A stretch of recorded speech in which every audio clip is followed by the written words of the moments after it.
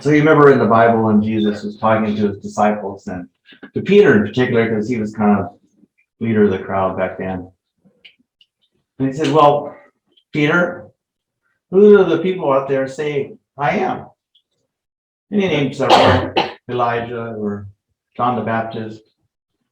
And he says, then who do you say I am? He says, thou art the Christ, the Son of the living God. And that is the topic of my talk. I have something I'm going to read. And I don't like reading things, but this here, you know, when you write something out and you work on it until you get it just right, sometimes it's just right. And saying in your own words isn't the same. This is the introduction to one of my essays I wrote for one of my SE classes a few years back. I said this: Jesus, as a historical figure, has been written about, possibly more than any other being, at least in our Western culture. Yet he taught for a mere 3 years. What did he say that was so profound as to warrant such long-lasting and far-reaching focus? I wish I were there to witness it. Perhaps it wasn't what he said as much as what it felt like to be sitting at his feet. And what would I have felt? His presence. Whose presence? The man, Jesus. But also something else, something so far-reaching that it has the power to travel through time all the way to us in this century and touch our hearts. What is this message? The one that we feel even now? That we all have what he had. We are Christ. Literally, on a very deep level. We have the ability, just as Jesus had, to bring, this divine part of ourselves to the surface over and over again until it sticks. And that is who we are. And the reward? Freedom. Freedom. What is freedom? The ability to be who we are without judgment, without fear, without a babbling mind or emotional baggage to cloud our view of who we are.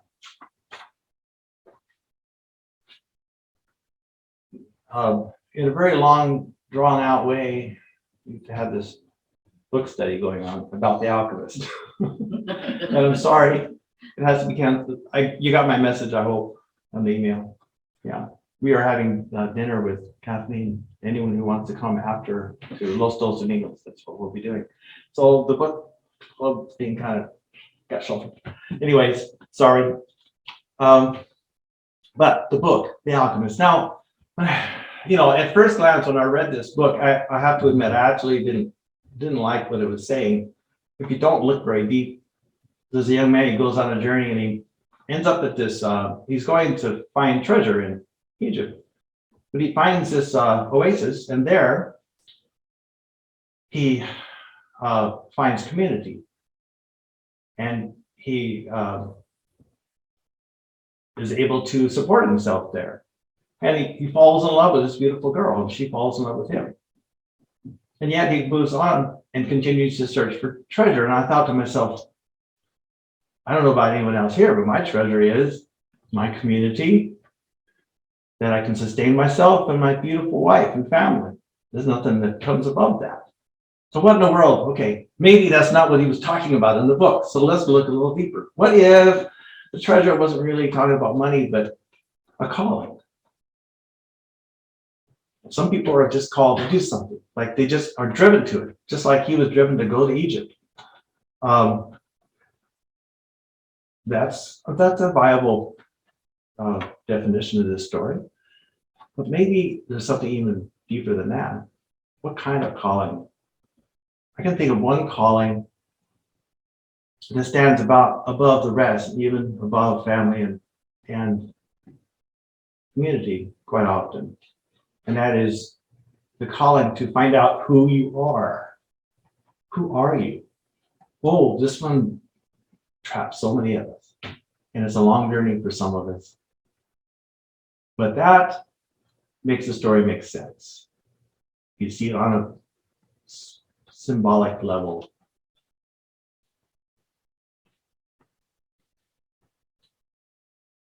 Jesus said, know the truth, and the truth will set you free. What does it mean to be free?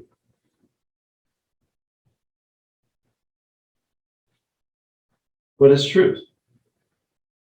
So we can use the same definition as we have. To be free is to know who you are. It frees you. To know the truth. What is the truth? With a capital T. To know who you are. Who are you?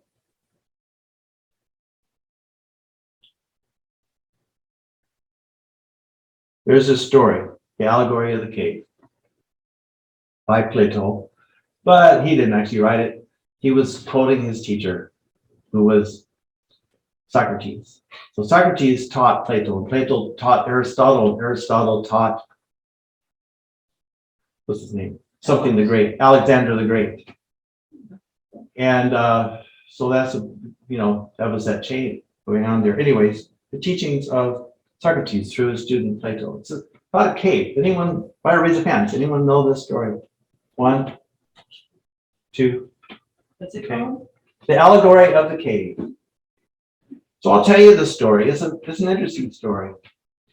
And actually it's one of his most famous works, and people have been talking about this, and the basic idea is that it's how you discover knowledge. The different ways we have to discover knowledge. So there's a cave, it's dark, and there are some humans down in this cave, and they're bound up in chains so that they can only see forward. They cannot see themselves, they cannot see the people that they're with. They're looking at a wall in the cave. Behind them is a partition. Behind the partition is a path. And along this path, people are walking, holding up objects of various types that are symbols. Maybe a symbol of like cardboard cutouts, maybe. He doesn't quite say exactly what he means. But symbols, like maybe an elephant, maybe a giraffe, maybe a big circle representing the earth. Maybe, they're carrying these along. And behind them is a bonfire, quite a large one, which casts a shadow of these objects onto the wall that the people can see. Now I know why people want water up here, and this usually doesn't ever happen to me. Hold on. All right. So really, the world is a world of illusion. They're looking at a shadow cast by images that are held up by people that they can't even see, by fire they can't see, in a cave that's completely dark, underground, and they have no idea what is outside the cave. Well, one day, one of the people there, they get loose in some way, and their chains are taken off, and they wander over there and they see the partition, and they see the people walking back and forth, and they see what's going on, and they look at the fire.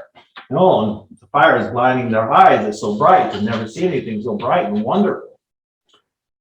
In time, this person, though, leaves the cave altogether and goes up into the upper land where the sun is shining, where there's trees and birds and lakes.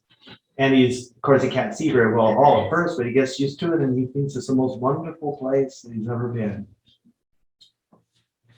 But he also feels pity for his fellow captives down in the cave, so he returns and tries to tell them what he's been seeing, and he's ridiculed, and they listen to him, they think he's stupid or insane, and he can't get them to understand for the most part. Well, that's an interesting story. So what does it have to do about knowledge? Where are we with our knowledge? Are we in the cave? Are we in the sunland? Are we next to the bonfire? In the terms of Charles Fillmore, he would say that the people in the cave bound in chains are those who are relying mostly on what he calls sense consciousness or error consciousness. It's an illusion. They've not really seen what the world is like. The upper world where the sun is shining, Charles would call our Christ consciousness, a level of consciousness that we can tap into. Well, this Christ consciousness is actually who we really are. The rest of it is an illusion.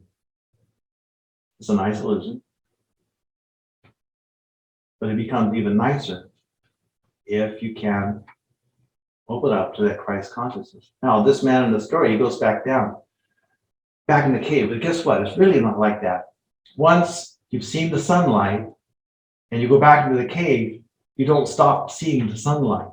He took it down with you. It's in his mind in his vision all the time. And that so it is with the Christ consciousness. You take it with you into your world and into your daily life. And this is who you are. Well, yeah, the words to that song. I love the lyrics that John West comes up with. The second verse, he says, out from the darkest cave, out from my old beliefs, out from my old beliefs. All of my binding chains, I now release. I now release. And actually, I picked that song not realizing that those words were in there. It's just the way it is, with this sort of thing. So, Jesus said to Peter,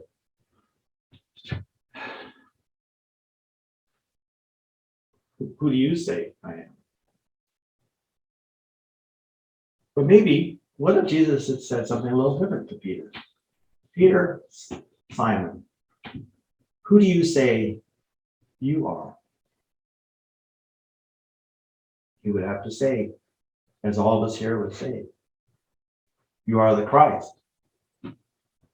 the son or daughter of the living God. Now, one more little quote from my essay. When you know who you are suddenly strong, the kind of strength that has no opposite force to contend with. You are wise beyond all the knowledge of this human realm. You are, and nothing can disturb the brightness of your awareness of this.